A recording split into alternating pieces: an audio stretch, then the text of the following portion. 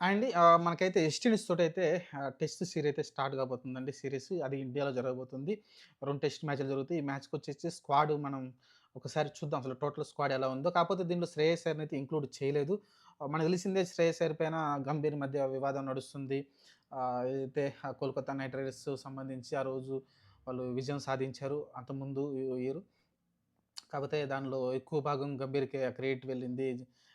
కెప్టెన్‌గా శ్రేయస్ అయ్యర్‌కి పేరు రాలేదన్న ఏదో కొంచెం వివాదం అయితే నడిచింది. దాన్ని పక్కన పెట్టేస్తే యాక్చువల్‌గా విషయం ఏంటంటే మనకి క్లారిటీ వచ్చేసింది. యాక్చువల్‌గా శ్రేయస్ అయ్యరే తన ఒక 6, 7 నెలలు తను రెస్ట్ కావాలని కోరుకున్నాడంట. తర్వాత నేను టెస్ట్‌లు ఆడతానని చెప్పుకొచ్చాడంట. ఎందుకంటే తనకి బ్యాక్ ఇంజ్యూరీ ఏదైతే జరిగిందో నేను టెస్ట్‌లు ఆడితే అది మళ్ళీ తిరగబెడుతుంది. అది ఇబ్బంది కలుగుతుందని అతనే కావాలని కోరుకున్నాడనైతే ఒక బయటకైతే న్యూసొచ్చింది. దాంట్లో ట్రూ ఉంది. మరి చూద్దాం మరి దానికి సంబంధించి మనం ఎక్కువ మాట్లాడాల్సిన అవసరం లేదు.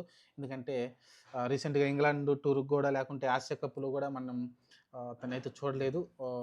శ్రేయస్ అయ్యర్‌ని. కాకపోతే టీ20 కన్నా సెలెక్ట్ చేయాల్సిందంటే టీ20లో అతనికి ప్లేస్ దొరకలేదు. ఎందుకంటే మిడిల్ ఆర్డర్ బ్యాట్స్‌మెన్. మిడిల్ ఆర్డర్‌లో మీరు చూసుకుంటే మీకు క్లియర్‌గా తిలక్ వర్మ, శివన్ దుబే ఆల్ రౌండర్‌గా మంచి పెర్ఫార్మెన్స్ ఇస్తున్నాడు కాబట్టి అతన్ని తప్పించలేకపోయారు. అలానే సంజు శాంసన్ కీపర్‌గా ఉండాలి కాబట్టి అతనికి గూడా ప్లేస్ చూసుకుంటే టాప్ ఆర్డర్ బ్యాట్స్‌మెన్‌ని లోయర్ ఆర్డర్‌లో ఆడించడం చూసాం. కాబట్టి అక్కడ సంజు శాంసన్, శివన్ దుబే కారణంగా అతనికైతే ప్లేస్ అయితే దక్కలేదు. ఓవరాల్‌గా వచ్చేసి ఒక ఆల్ రౌండర్ కావాలనుకున్నారు. అతను బౌలింగ్ వేయడు కాబట్టి శివన్ దుబే బౌలింగ్ ఇస్తాడు కాబట్టి ఆ బౌలింగ్ వల్ల చాలా మనకు ఉపయోగాలు కూడా జరిగినాయి కాబట్టి ఫ్యూచర్‌లో నాకు తెలిసి శివన్ దుబే కంటిన్యూషన్ అయ్యే అవకాశం అయితే కనిపిస్తా ఉంది. చూద్దాం మరి ప్రస్తుతానికైతే ఇంగ స్క్వాడ్ అయితే ఒకసారి చూద్దామండి. జైస్వాల్ ఉన్నాడు, కేఎల్ రాహుల్, సాయి సుదర్శన్, శుభ్‌మన్ గిల్, ఆహ్ జగదీశన్, రవీంద్ర జడేజా, ధ్రువ్ జురేలు, వాషింగ్టన్ సుందర్, అక్షర్ పటేల్, ప్రసిద్ కృష్ణ, మహమ్మద్ సిరాజు, జస్‌ప్రీత్ బుమ్రా, అలానే కుల్దీప్ యాదవ్, దేవదత్ పడిక్కల్, నితీష్ కుమార్ రెడ్డి. ఇదైతే టోటల్ స్క్వాడ్ అండి. ఈ టోటల్ స్క్వాడ్‌లో నుంచి మనం 11 మందినైతే చూద్దాం. ప్లేయింగ్ 11 ఎలా ఉండబోతుందో ఒకసారైతే మనమైతే చూద్దాం. ఆ తర్వాత చూసుకుంటే వెస్టిండీస్ టీము వీళ్ళు మనకి చాలామంది నాకు ఇక్కడ చూస్తే ఆహ్ వీళ్ళు చాలామంది నాకు తెలియని కూడా తెలీదు. 'షాయ్ హోప్' ఒకరు తెలుసు. రీసెంట్‌గా తెలుసు. 'రోషన్ చేజ్' ఒక మంచి పర్సన్. అతను ఆడతాడు మంచిగానే. 'సాయి హోప్' వీళ్ళిద్దరూ మంచిగా ఆడతారండి. మిగతా వాళ్ళందరూ కూడా అలానే 'బ్రాడన్ కింగ్' కూడా మంచిగానే ఆడతాడు. ఆ తర్వాత మిగతా వాళ్ళందరూ కూడా మనకు ఐడియా లేదు. చూద్దాం మరి వీళ్ళు ఎంత ఇంపాక్ట్ కలిగిస్తారో. చూడటానికే అన్‌ఎక్స్‌పీరియన్స్‌గా కనిపిస్తా ఉంది. అంత ఎక్స్‌పీరియన్స్ టీమ్‌గా కనిపించట్లేదు వెస్ట్ ఇండీస్. ప్రస్తుతానికైతే మన టీమ్ చాలా స్ట్రాంగ్‌గా కనిపిస్తుంది. చూద్దాం మరి 2కి 2 గెలవాల్సి ఉంటుంది. ఎందుకంటే మనకి తెలిసిందే గదా! టెస్ట్ ఛాంపియన్‌షిప్‌కి క్వాలిఫై అవ్వాలంటే మనం చాలా మ్యాచ్‌లు గెలవాల్సి ఉంటుంది. మొదటి సీరీస్ వచ్చేసి ఇంగ్లాండ్ తోటి మనం 2-2 తోటి సీరీస్ డ్రా చేసుకున్నాం. ఒక మ్యాచ్ డ్రా అయింది. 2 మ్యాచ్‌లు వాళ్ళు గెలిసారు. 2 మ్యాచ్‌లు మనం గెలిసాం. 5 మ్యాచ్‌ల సీరీస్‌లో. కాబట్టి అక్కడ మంచి పెర్ఫార్మన్సే వచ్చింది ఇంగ్లాండ్‌లో. ఆ తర్వాత చూసుకుంటే ఇప్పుడు వెస్ట్ ఇండీస్ తోటి సెకండ్ సీరీస్ స్టార్ట్ అవుతుంది కాబట్టి దీనికి ఒకసారి ప్లేయింగ్ 11 ఎలా ఉంటుందో చూద్దాం. మనకు పెద్దగా మార్పులేం కనిపించట్లేదు. మనం ఎక్కడైతే అక్కడ చూసామో దీనిలో మనకి పంత్ ఒక్కడే మిస్ అవుతున్నాడు. ఎందుకంటే తెలిసిందే పంత్‌కి ఇంజ్యూరీ అయింది కదా! ఆ రోజు కాలుకి దెబ్బ తగిలింది కదా! ఆ కాలు దెబ్బతోటి ఆడడం కూడా చూసాం మనమైతే. ఆహ్, అతను మిస్ అవుతున్నాడు. అతని ప్లేస్‌లో ధ్రువ్ జురేల్ వికెట్ కీపర్‌గా ఉంటున్నాడు. మిగతా టీమ్ కలిసి కుల్దీప్ యాదవ్ ఇంక్లూడ్ అయ్యాడు. ఆ రోజు అక్కడ కూడా కుల్దీప్ యాదవ్ ఉన్నప్పుడు కూడా ఆడలేదు అతను. అతను ఆడించలేదు. ప్రస్తుతం చూద్దాం. జైస్వాల్ ఉన్నాడు. జైస్వాల్ ఓపెనింగ్ చేస్తారు. కేఎల్ రాహుల్ ఇద్దరు కూడా ఓపెన్ చేస్తారు. సాయి సుదర్శన్‌కి ఛాన్స్ ఉందండి. ఇక్కడ సాయి సుదర్శన్ వన్ డౌన్ వస్తాడు. అక్కడ కూడా వన్ డౌన్ ఆడాడు. కాకపోతే కరుణ్ నాయరే ఇతనని అనుకున్నారు. కాకపోతే ఇది సాయి సుదర్శన్ ఫిక్స్. అతనైతే ఆడతాడు. శుభ్మన్ గిల్ హ్మ్. అతను ఫిక్స్ అయిపోయాడు నాలుగో ప్లేస్‌లో. ఇంకా ధ్రువ్ జురేల్ అలానే రవీంద్ర జడేజా తెలిసిందే అతను వైస్ కెప్టెన్ కూడా ఇచ్చారు. మంచి విషయం. ఆ తర్వాత చూసుకుంటే వాషింగ్టన్ సుందర్ ఒక స్పిన్నర్ ఆల్ రౌండర్ అతను కూడా మంచిగా ఆడడం చూసాం. తర్వాత నితీష్ కుమార్ రెడ్డి, అక్షర్ పటేల, కుల్దీప్ యాదవ్ అని అనుకుంటున్నారు. కాకపోతే నాకు తెలిసి కుల్దీప్ యాదవ్ వైపే ఎళ్ళే అవకాశం ఉంది. ఎందుకంటే ప్యూర్ స్పిన్నర్ అయితే మనకైతే కావాల్సి ఉంటుంది. మనం చూసిన ఆసియా కప్‌లో కూడా అతను ఎంత బాగా వికెట్లు తీసాడు. 17 వికెట్లు తీసాడు 5 మ్యాచ్‌లకి గాను చూసుకుంటే. ఒకటి మంచి ప్రదర్శన అయితే అతని నుంచి అయితే రావడం చూసాం. ఆహ్, సారీ 7 మ్యాచ్‌లు కదా! 7 మ్యాచ్‌లు చూసుకుంటే 17 వికెట్లు తీయడం చూసాం. ఆ తర్వాత చూసుకుంటే మీకు అలిసి కుల్దీప్ యాదవ్ వైపే వెళ్ళాలి.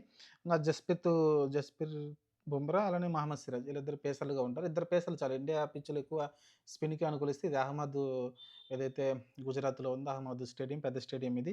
దానిలో అయితే ఫస్ట్ మ్యాచ్ అయితే జరగబోతుంది. ఇంకోటి చూసుకుంటే స్ట్రాంగ్ అనిపిస్తుంది. మీకు జైస్వాల్, కేఎల్ రాహుల్ ఇంగ్లాండ్ టూర్‌లో కూడా మంచిగా ఆడడం చూసాం. సాయి సుదర్శన్, శుభ్మన్ గిల్, ధ్రువ్ జురేల్, రవీంద్ర జడేజా, వాషింగ్టన్ సుందర్, నితీష్ కుమార్ రెడ్డి, అక్షర్ పటేల్ నాకు తెలిసి అక్షర్ పటేల్ ఉండకపోవచ్చు. కుల్దీప్ యాదవ్ ఉంటాడనిపిస్తుంది. మీరు చూసుకుంటే వాషింగ్టన్ సుందర్, కుల్దీప్ యాదవ్ ఇద్దరు స్పిన్నర్లు మనకు కనిపిస్తున్నారు. రవీంద్ర జడేజా ముగ్గురు స్పిన్నర్లతోటి, ఇద్దరు పేసర్లతోటి ప్యూర్‌గా వెళ్తున్నాం. నితీష్ కుమార్ రెడ్డి ఒక ఆల్ రౌండర్‌గా ఉంటాడు. అతను కూడా ఒక 10 ఓవర్లు వేసే అవకాశం కనిపిస్తది. ఒక 10, 15 ఓవర్లు అయితే వేస్తాడు. కాపోతే స్పిన్నర్లు తెలిసిందే కదా! మనకి కుల్దీప్ యాదవ్, అలానే వాషింగ్టన్ సుందర్, రవీంద్ర జడేజా మంచి స్పిన్నర్లు. ఇక్కడ చూసుకుంటే అశ్విన్ మిస్ అవుతాడు. కుల్దీప్ యాదవ్ దాన్ని ఫుల్‌ఫిల్ చేస్తాడనుకుంటున్నా ఆ షోలో అయితే. ఎందుకంటే చాలా పెద్ద తెలిసిందే సూపర్ స్టార్ మనకి క్రికెట్‌లో మన ఇండియాలో అసలకి మ్యాచ్ ఆడాడంటే ఖచ్చితంగా అశ్విన్ లేకుండా అసలకి మ్యాచే ఉండదు ఆ టీమ్‌లో. అలాంటిది అశ్విన్ లేకుండా అయితే ఫస్ట్ టూర్ అయితే జరుగుతుంది ఇండియాలో.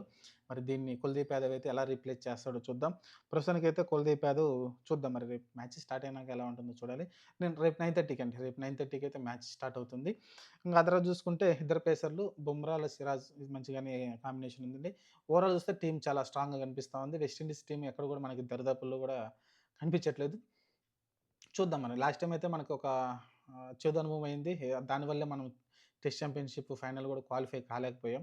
ఎందుకంటే ఏదైతే ఆహ్, న్యూజిలాండ్ వాళ్ళు వరుసగా మనం 3 మ్యాచ్‌లు ఇండియాలో ఓడిపోయాం. యాక్చువల్లీ కనీసం మనం 3, 3 కొట్టి ఒకటన్నా కనీసం డ్రా అన్నా అవుతాయి అనుకుంటే కనీసం వాళ్ళు 3 మ్యాచ్‌లు గెలిచి మనకి మంచి దెబ్బ కొట్టారు. కాబట్టి చూద్దాం మరి ఈసారి ఇంకా ఉన్నాయి. మరి నెక్స్ట్ సౌత్ ఆఫ్రికా టూర్ ఉంది. చాలా టూర్‌లయితే ఉన్నాయి. ఇంకా నెక్స్ట్ జరిగే మ్యాచ్‌లు కూడా చాలా ఇంట్రెస్టింగ్‌గా ఉండబోతున్నాయి. ప్రస్తుతానికైతే వెస్ట్ ఇండీస్ తోటైతే ఈ సీరీస్ అయితే స్టార్ట్ అవుతుంది రేపు పొద్దున్నుంచి. చూద్దాం మరి దసరా రోజునే స్టార్ట్ అవుతుంది ఈ సీరీస్ కూడా. రేపు మార్నింగ్ 9:30 తర్వాత మనం మళ్ళీ ఆహ్, మ్యాచ్ అయిపోయినాక మళ్ళీ ఒకసారి రివ్యూ మాట్లాడుకుందాం డే 1 గురించి. ప్రస్తుతానికైతే టీమ్ కూడా చాలా స్ట్రాంగ్ అయితే కనిపిస్తుందండి. నాకు పెద్దగా కంప్లెయింట్స్ ఏం పెద్దగా కనిపించట్లేదు. ఏదైతే రోహిత్ శర్మ, విరాట్ కోహ్లీ ఎళ్ళిపోయిన తర్వాత మీరు చూసుకుంటే శుభ్‌మన్ గిల్ సెటిల్ అయిపోయాడు. టాప్ ఆర్డర్‌లో మీరు చూసుకుంటే కేఎల్ రాహుల్‌కి పర్మనెంట్ ఓపెనర్‌గా మిగిలిపోయాడు. జైస్వాల్ కూడా రోహిత్ ప్లేస్ అనుకోవచ్చు. ఒక రకంగా చెప్పాలి రోహిత్ ప్లేస్ కేఎల్ రాహుల్ తీసుకోనుకోవచ్చు. ఎందుకంటే జైస్వాల్, రోహిత్ శర్మ ఇద్దరు ఓపెన్ చేశారు. కాకపోతే కేఎల్ రాహుల్ రోహిత్ శర్మని రీప్లేస్ చేశాడు. శుభ్‌మన్ గిల్ ఆహ్, మనం విరాట్ కోహ్లీ ప్లేస్ రీప్లేస్ చేసాడనుకోవచ్చు ఒక రకంగా చెప్పాలంటే. ఇంక పుజారా ప్లేస్‌ని మన సాయి సుదర్శన్ ప్రస్తుతానికైతే అతనైతే వన్ డౌన్‌లో వస్తున్నాడు కాబట్టి అతను రీప్లేస్ చేసినట్టు. ప్రస్తుతానికైతే నాకు టీమ్ అయితే చాలా స్ట్రాంగ్‌గా కనిపిస్తుందండి. నాకు తెలిసి వెస్ట్ ఇండీస్ దరిదాపుల్లో కూడా ఉండకపోవచ్చు మన టీము కేపబిలిటీకి లేకుంటే మన టీము ప్రదర్శనకి.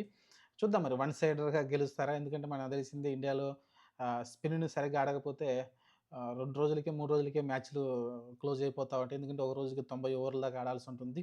సరే కనీసం అయితే 80 ఓవర్లన్నా ఒక రోజుకైతే ఆడాల్సి ఉంటుంది కాబట్టి ఆహ్, మరి వెస్ట్ ఇండీస్ టీమ్ నిలబడుతుందా? నిలబడదా? అనేది చూద్దాం. ప్రస్తుతానికి వెస్ట్ ఇండీస్ టీము నేను రీసెంట్‌గా పెద్దగా ఫాలో అవ్వలేదు. వాళ్ళు మరి అంత కేపబుల్ కూడా నాకు అనిపించట్లేదు. అంతగా మనకి ఫీచర్ కూడా అవ్వలేదు. ఎందుకంటే మంచిగా ఆడుంటే మనకి సడెన్‌గా బయటకొచ్చేవాళ్ళు కదా! పేర్లు మంచిగా బయటకొచ్చి ఇప్పుడు మీరు చూసుకుంటే సౌత్ ఆఫ్రికా టీమ్‌లో స్టబ్స్ కావచ్చు, క్లాసెన్ కావచ్చు సడెన్‌గా వాళ్ళు పైకొచ్చారు.